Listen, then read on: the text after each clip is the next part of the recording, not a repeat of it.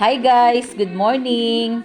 So today is December 28, 2023. So I'm here sa bahay namin kasama ang aking baby girl na si MJ. Tadang! Ayan, so maybe guys, nagwonder kayo bakit siya kalbo ngayon. Nag-come up kami ng desisyon na kalbuhin siya. It's because ang kanyang ulo guys, ayan, pakita natin anak ko.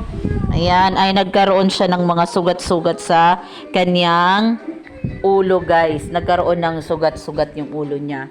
So, di ko alam kung allergy, kung ano ba. So, medyo nahihirapan kami guys kasi kinakamot niya yung ulo niya, nagdurugo at saka yung kanyang buhok ay nag-i-stick na doon sa sugat. So, naiirita siya, pati kami, nai-stress na rin tingnan kasi sa kalagitnaan ng kanyang tulog, gigising siya dahil na nangangati, kinakamot niya yung ulo niya, dumudugo, nagtutubig.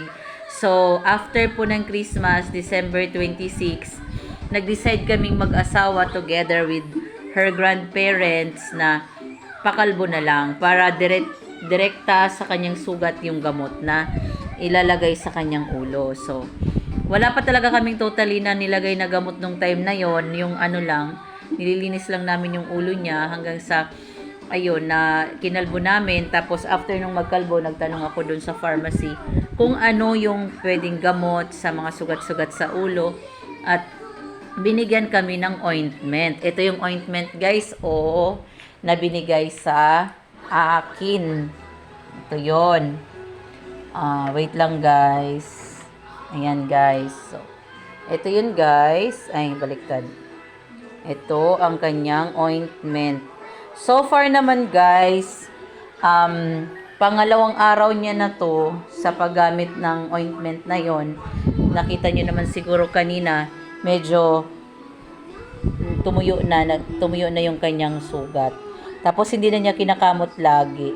Kung ano na lang, minsanan na lang. Hindi katulad nung hindi pa siya kinalbo, maya't maya kamot siya ng kamot hanggang nagdudurugo yung kanyang mga sugat-sugat sa ulo. Tapos, tawag nito, naiirita siya. Ayun. So, ayun lang guys. Baka nakatulong yung ointment na yon. Kapag sabi kasi doon sa pharmacy, kapag kinalbo na yung ulo, yung wala nang buhok yung bata, ayun daw yun ang nirecommend niya. Pero pag hindi pa kinalbo, wala naman siyang sinabi. Basta sabi niya sa akin, kinalbo niyo na ba? Tinanggalan niyo na ba ng buhok? Opo, kinalbo na po namin, sabi niya. So, ito na lang yung i-apply niyong ointment. So, pero guys, bago ko siya nilagyan ng ointment na yon, nilinis ko muna siya ng agwa. Tapos, yung ointment na yun ang nilalagay ko para, tumuyo naman siya. At so far talaga guys, sa kanya, hiyang siya sa ointment na yon. So, ayun lang guys. Thank you for watching. Say MJ, say bye-bye. Bye-bye.